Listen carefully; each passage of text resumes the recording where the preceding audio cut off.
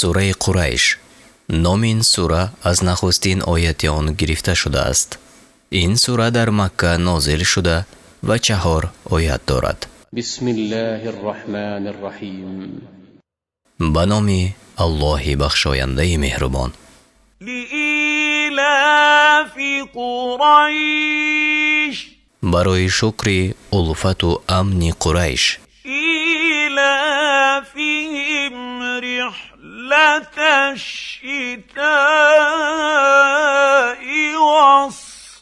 والصيف.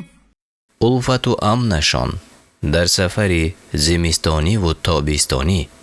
فليعبدوا رب هذا البيت.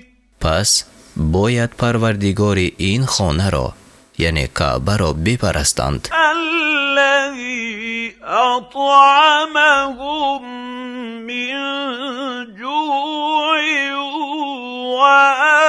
وآمنهم من خوف. он ки ба ҳангоми гуруснагӣ таомашон дод ва аз бим дар амонашон дошт.